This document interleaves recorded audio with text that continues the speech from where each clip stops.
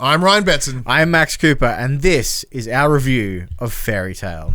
Big thank you, first of all, to both Koei Tecmo and Turn Left for providing me a copy of this game to play. So this is coming out of the developer Gust, who are well known for their Artilia series. And this game is very much so similar to that. So in its essence, Fairy Tail is a RPG game, turn-based combat, and it's based on the anime Fairy Tail. So it covers 3 story arcs of the anime. It covers the 7-year... It starts off with the 7-year time freeze from the Tenru arc, and then you compete in the Grand Magical Games, and then it ends with the Tartarus arc. So there's three main plot points that you progress through overall. So I'm not an anime guy. That's very well known. You are, so that's why it went your way. Yeah. So my big question is, in terms of this being with the anime games, is this very similar, being based on the TV series, like how Attack on Titan or how the Dragon Ball Z games tend to go, and where they just like follow beat for beat what the show is? Pretty much. So the only times when they kind of diverge off the path is when you do what they refer to as character story missions, and these allow you to unlock further characters to play. So there's quite a large roster that you can unlock and play as, and it also kind of dives a little bit deeper into their backstories. It gives you a little bit. Some of them are a little bit silly. Like for example, there's one where it's like one of the characters is his favorite color is white. So it's like, oh, can you go find me some white stuff in this city? And it's like, yeah, no worries. And then you become friends, and then he'll join your party. So some of them are a little bit goofy, a little bit silly, but there are some solid backstory for each of the characters as you unlock them. And you also have to complete these character story missions to rank them up to make them become stronger. So in this world, are you a brand new character? No, so you play, you have access to, so any of your party members can be your controllable characters, or you're not locked behind one character, but you generally follow the main roster of the Fairy Tail Guild. Which are? So there's literally anyone in the guild you can almost unlock and play as. So how many people is that? 20 odd characters. I'm not going to make you list them. So yeah, that was kind of the point. So because you can hot swap out anyone almost at any time, there are some restrictions. Some quests that you go on will have character requirements where you have to have certain members in your party, but generally speaking, you can kind of pick and choose how you want to play, which is really nice. Who did you pick? Who was your main? So sticking with the main group, I had the main 3, I would say, of the anime. So I had Natsu, I had Urza, and I had Lucy. So that a lot of the story does revolve around those, especially the Grand Magic Games arc does heavily revolve around those 3 characters. And yeah, I really enjoyed this game, but by the end of it, because it's quite a long game, I think I'm right at the end game boss, and I'm sitting at 35 hours game time. Damn. Some of the things started to wear on me. Some of them got rather tedious. So to progress through the story, you need to upgrade your guild and have a certain guild ranking, because at the start of the game, after the 7-year break, your guild is trash, essentially, and you're ranked last out of all the other guilds. And so for context, I know this is for many people that be watching this review, they already know what this is, but what's the guild like? So the Fairy Tail Guild, so basically how this works in the game and in the anime is there are people who are wizards, and they are in guilds. You reel me in here. I don't know anything about this show, so this is all brand new. So the general populace don't have access to magic. So the people that do form guilds, and they take on tasks by everyone else. So they're like Harry Potter houses? Not quite. A bit more aggressive and dope. All right, I'm in. So basically, the general populace will be like, "Hey, I can't do this. We're being attacked by monsters. We need help. We're getting robbed." And the wizards are like, "We've got you." So a lot of the quests are generally, help person A kill X amount of creatures in this location to make it safe. But they become very fetch questy and very tedious. So a lot of them are kill the same creature just more times the next time around. So with it working around the main plot points of the anime, does it but from the sounds of it, everything kind of feels like filler in between those plot points? Yeah, so essentially, or is that a big exaggeration? No, it kind of is. So for example, at the start you start at rank 100, and the aim is to get to rank 1 to become the top guild. Okay. Yep. So when you start the second arc at the Grand Magic Games, it's like you must be rank 75 to compete. Mm-hmm. So you've got to do all these quests, all these basically they put up bounties on a bulletin board, and you go and do them, and your renown grows, and with that your guild becomes higher ranking. Okay. And then once you hit the rank that you need, you can continue with the story quests. And then once you do those story quests, it'll be like, hey, we need you to get to rank 60 now. And then you got to go off and do the filler side questy stuff to get your rank up again, and then you can continue through the story. So you are gated by what rank your guild is, but the only way to rank up your guild is to do these side quests. So with obviously the gating makes sense from a story perspective. However, is this a situation of you can't just golden path it? You cannot golden path it. You have to do it. Oof. So for instance, when you win, when you compete in the Grand Magic Games and you do your best, that doesn't affect your ranking at all. So even if you win and become the number 1 guild, you're still only ranked 50, which is kind of weird. But it does by doing these side quests, it does help push the story forward because it levels up your characters. You get new equipment. And it is useful because obviously if you try to golden path it, because it's one of those RPG games that has a level system, you will just be woefully underleveled and wouldn't be able to continue anyway. Okay. So although it does gate you, it does kind of, in a way, it does help you get to that point. Well, going along with that idea of you have to take on these battles or whatever in order to progress. How are the battles? How do they feel? So combat is turn-based. So it's turn-based combat, and it's set up in basically like a grid system. Mm-hmm. So there's, I think it's a 3x3 grid. And then each attack that you can do will hit certain points on that grid. So it has a kind of tactical feel to it. Is there a comparison that you can have to it for those that aren't sure? Like me? I would put it close to like XCOM or Fire Emblem, but there's no movement.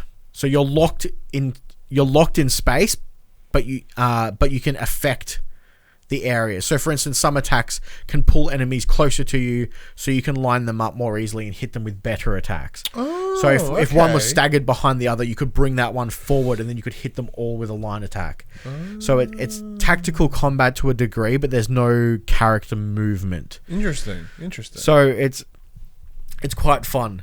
It really makes you think to get the easiest possible way to take out the enemies as quickly as possible. Can you approach it like a chess sort of idea? It's like, well, if I did this, that, and then this, you can kind of manipulate it in that sense. Yes, because obviously because it's turn based, you can look through your move list, and each one will give you a description of what it does, the MP cost of casting the spell, and any additional effects, and then what portion of the grid it will affect.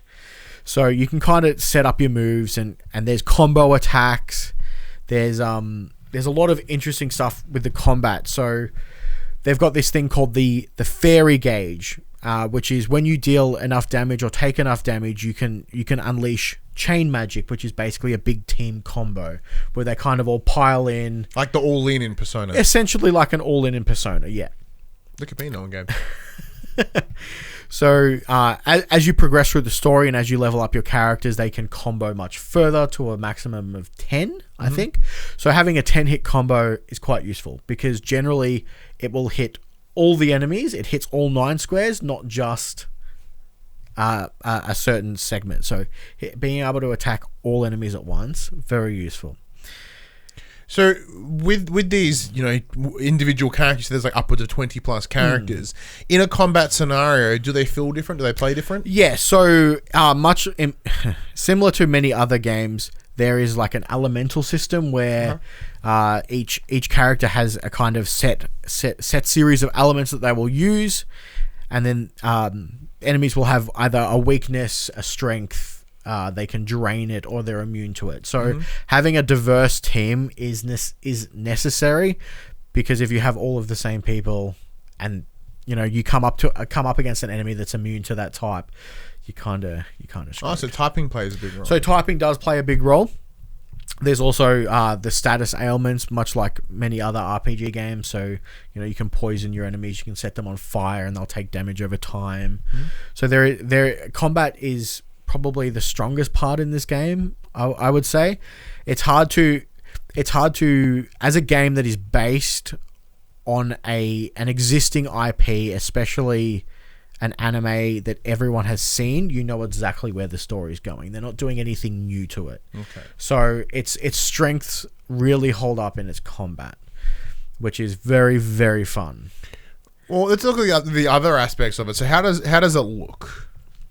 It looks like most anime games. It doesn't look like that weird sort of like very AA bad sort of cell shady weird look. Yeah, kind of. So obviously, because I'm a huge fan of the anime, I've seen all of it, and they've just got this weird. It's like this weird uncanny valley that they almost look the same, but there's just something different. Is that similar to, say, if you go back and play like the Family Guy game or the Futurama game on PS2, you look at it and you're like, I know what you're trying to do, but kind of not quite there. Yeah, there's just small things that are slightly different, and it's you're like, I know exactly who you are, because the broad picture is very clear.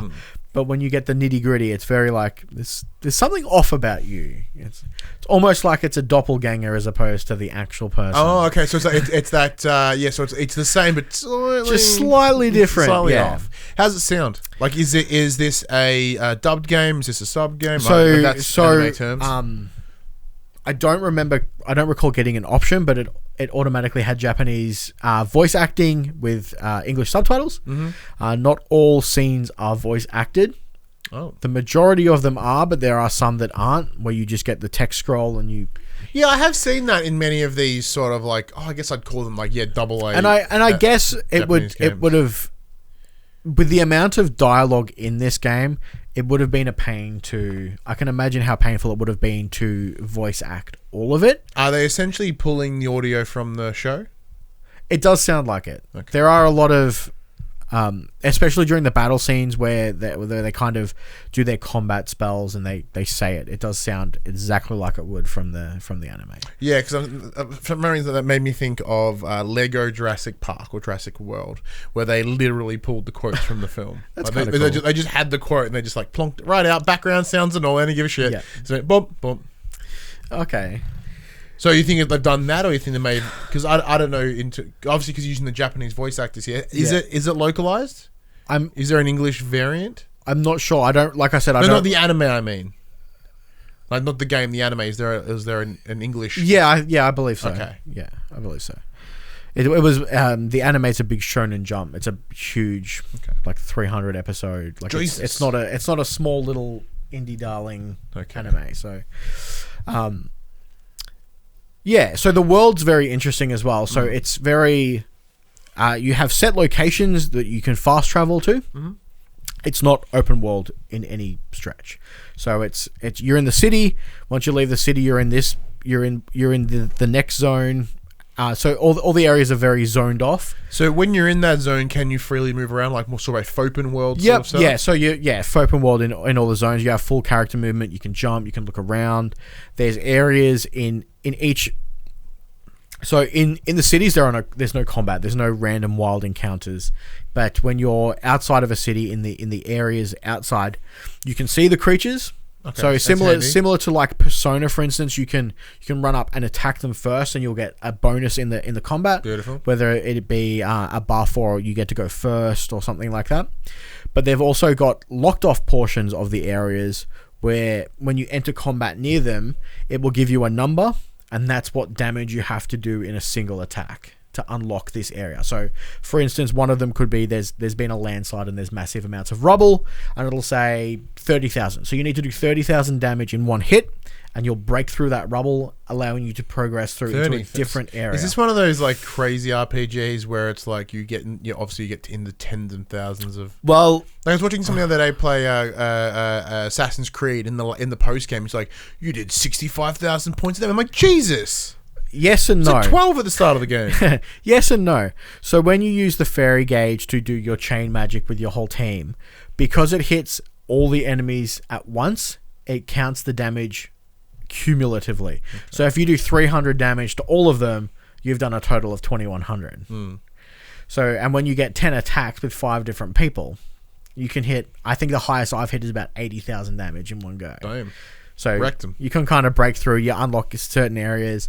Some of the side quests that you do have, their plot points are behind locked areas, so you have to unlock them. You have to go in and do the combat and break the things down to open up the paths to get to where you need to go, which is quite fun. So opening up these paths in these little open worlds, like, are there collectibles? Yeah.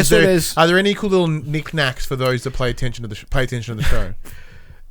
So you can pick up there's random item pickups, so like your potions and stuff that you can sell and use to barter with. There's chests, but there's nothing really like